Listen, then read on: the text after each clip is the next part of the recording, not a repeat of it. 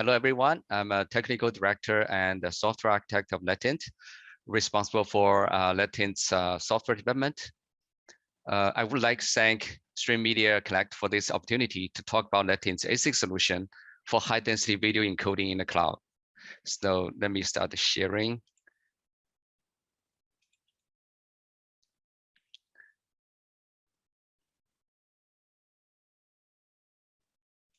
Okay, so first, let me take a few seconds to introduce NETINT. NETINT is a small but also a global company. We have R&D offices in Vancouver, Toronto, and Shanghai. We provide ASIC-based hyperscale video solutions. We design our own SoC and then build our solutions on top of the chips that we design. NETINT products have been used by quite a few tier 1 hyperscalers. Okay, let me get started. Video streaming, excuse me. Video streaming dominates internet usage. The legacy of internet video was video on demand. Mobile social video and live streaming have been expanding for quite a few years. Interactive video streaming, including cloud gaming, cloud desktop, and AR/VR applications like 360 video live streaming for sports and events have started to grow rapidly in recent years. Video encoding capability is critical to all these applications. VOD need pre-encoding before distribution. Live streaming and interactive video needs real-time encoding. Large amount of this video content requires scalable, high-density, energy-efficient, and low-cost video encoding solutions. Highly interactive applications like cloud gaming, cloud virtual desktop, and AR/VR demands ultra-low latency encoding. And video resolution is becoming ever higher towards 4K and 8K. So especially when AR and VR looming in the horizon. And the video encoding is migrating from 18-year-old AVC towards newer standards such as HEVC and AV1.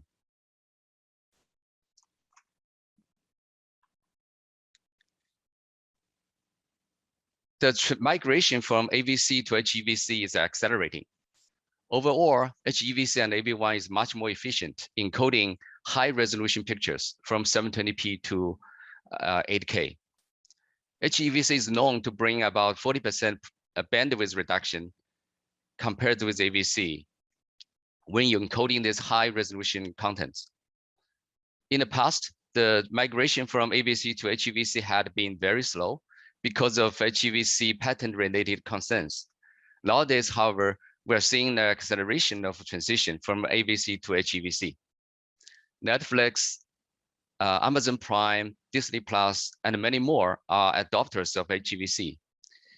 Actually, all new cell phones support hardware accelerated HEVC decoding and therefore get rid of the battery and heat issues that are involved with software HEVC decoding. AV1 support is also expanding very quickly. What this means is that cloud and edge data centers need to ramp up their HEVC and AV1 encoding capability.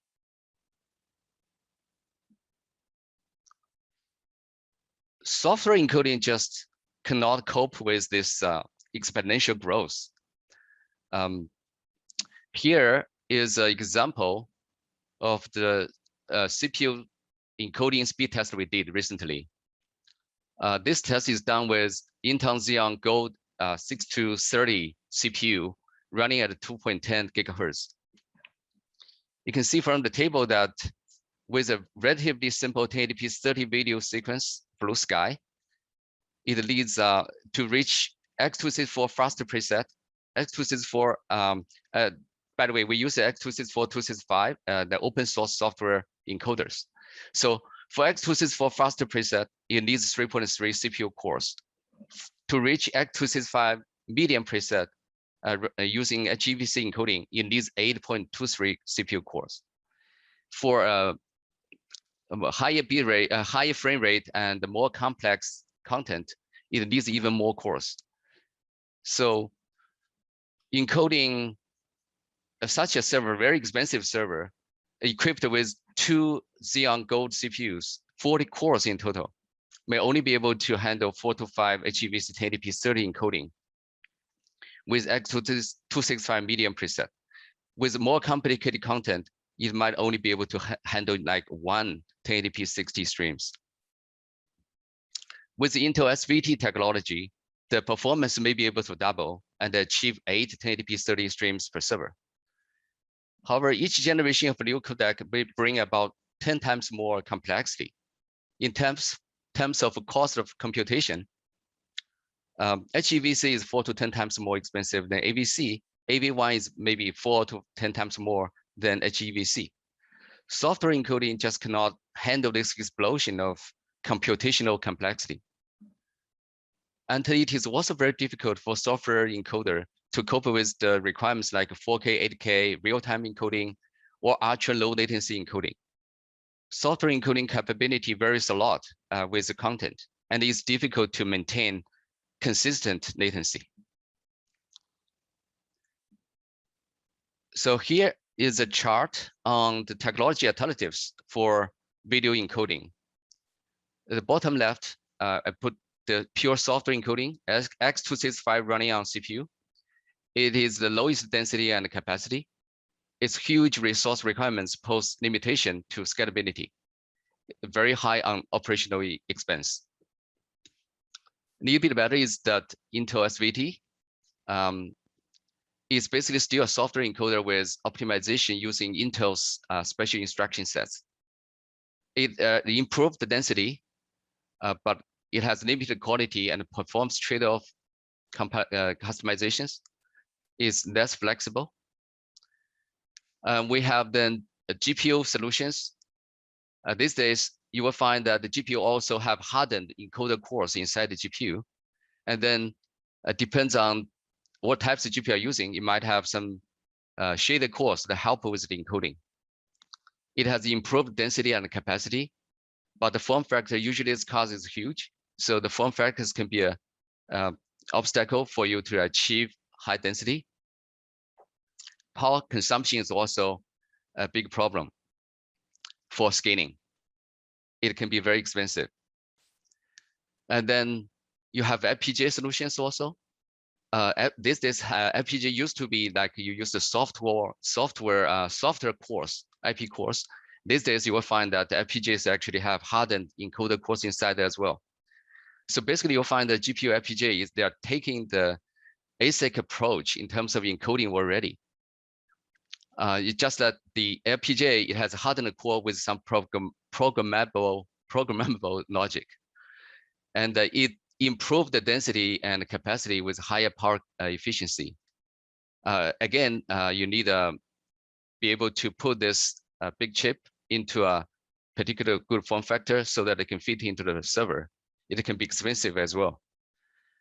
NETINT believes ASIC solution, pure ASIC solution is the answer to this growth, exponential growth of video encoding demands. It provides the highest density at the lowest cost. It provides the deterministic ultra low latency, regardless of codec and content. It has power efficiency. NETINT solution actually provides a unique UDOR2 form factor. It can be actually fit into the existing cloud storage buildouts. It is very easy actually with NETINT solution to switch from existing software solution to ASIC solution.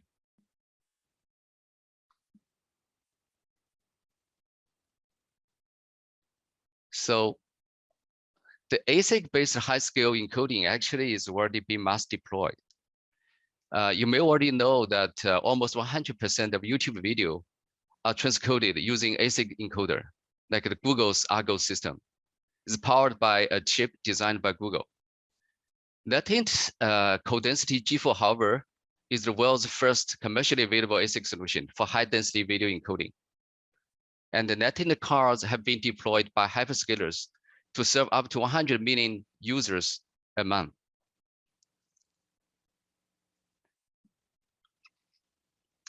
NETINT's T4 cards shown here on the right side, top on the right side, is a UDOR2 transcoder module. It offers high performance and low power draw for cloud and edge deployments. It can do 4K 60 encoding with just one of this module. It contains one of the G4 chips that we designed. We also have another form factor is half height, half length AIC, PCIe AIC card. It contains 4 of these chips, provides 4 times the capacity. Basically, it's a 4 by 4K 60 encoding capability within this one card. NETINT's products can be fitted into almost any of these commercially available AMD, Intel, and ARM servers. This is an example of Intel server of Dell R640. It's a 1 RU server. It can fit 10 of these T4 U.2 cards. It provides 40 live broadcast quality encoding ladders. When I'm talking about encoding ladders, I'm talking about 1080p plus 720p plus 480p, etc. A ladder of encoding streams.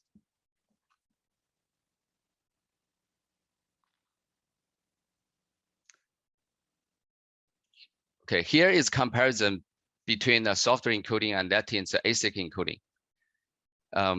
Here I'm comparing against Intel's SVT technology.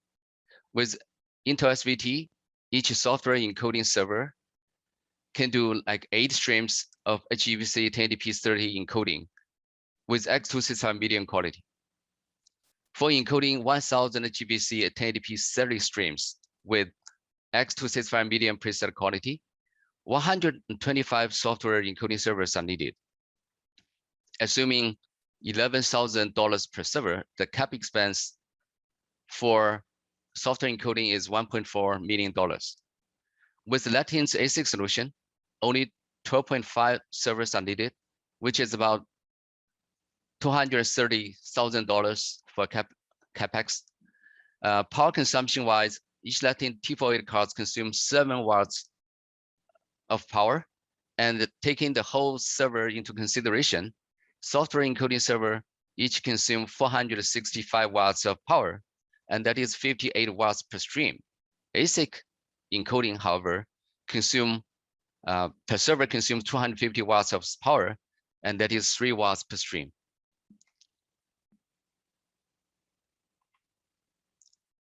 Here is a comparison between GPU encoding and NETINT's ASIC encoding. So one RU server equipped with 4 NVIDIA T4 GPUs can do 40 1080p 30 HEVC low latency streams, i.e. low B frames, with X265 medium preset quality. To encode 1000 streams, 25 such servers are needed, and each GPU encoding server consumes 440 watts of power, that is 11 watts per stream, as opposed to 3 watts per stream for ASIC. T4 HEVC capability, encoding capability actually shrinks a lot by probably 1 over 2.5 times when encoding video with B frames. So with normal latency encoding, 6 2.5 servers are needed actually, and each stream needs 27.5 watts. So this slide summarizes the comparison of NETINT T48 versus GPU versus software. TCO-wise, ASIC solution is 1/10 of software, 1/2 to 1/5 of GPU. Power-wise, ASIC solution is 1/20 of software, 1/4 to 1/10 of GPU. Density-wise, ASIC solution is 10 times of software, 2 to 5 times of GPU.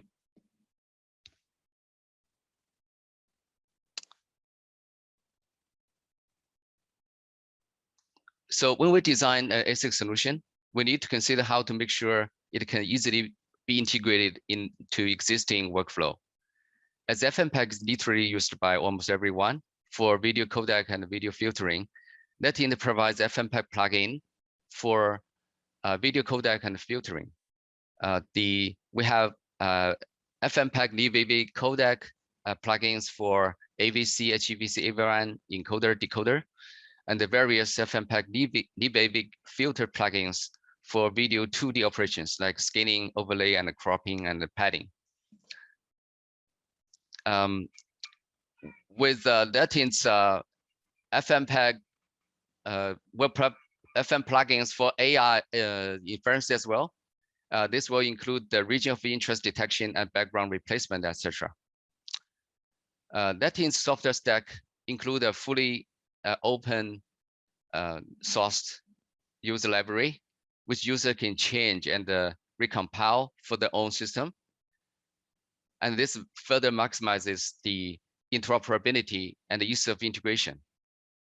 NETINT's user library communicates with firmware through a standard NVMe driver, which is embedded in most operating systems. So low driver installation is needed. NETINT cards support Linux, Windows, and Android systems because those systems have embedded NVMe drivers.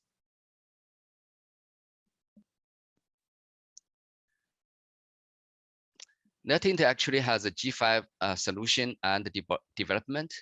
The G5 cards will be ready for deployment next year.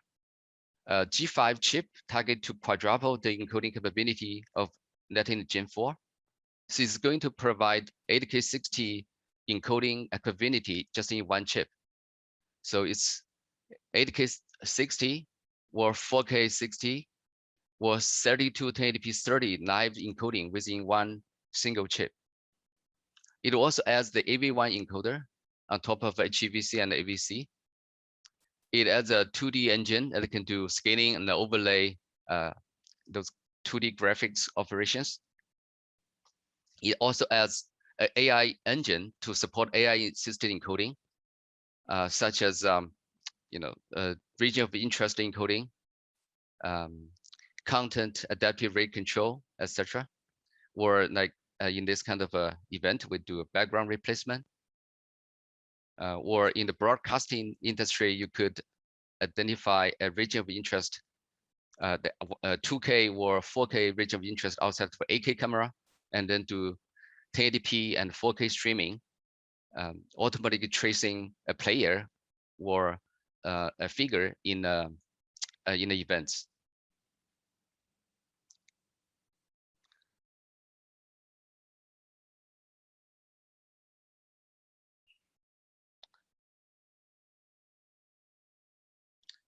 So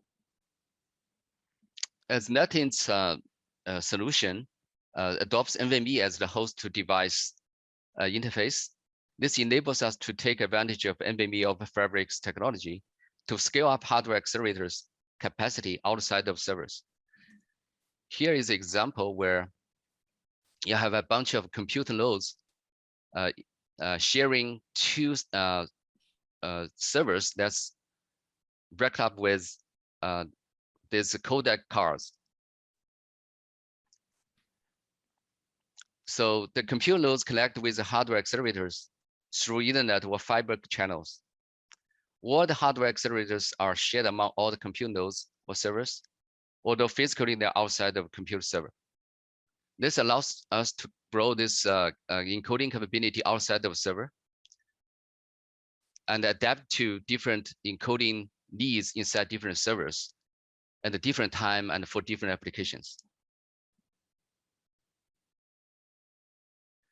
So one typical use case of NETINT cards is for encoding for cloud mobile gaming on the ARM servers. So ARM server can be combined with GPU and high density NETINT encoders to provide a high performance economical platform for cloud mobile gaming. So there are some benefits for using NETINT encoders instead of the GPU encoders.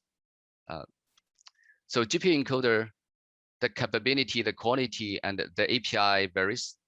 So using an ASIC-based encoder ensures the solution is not bound to one type of GPU.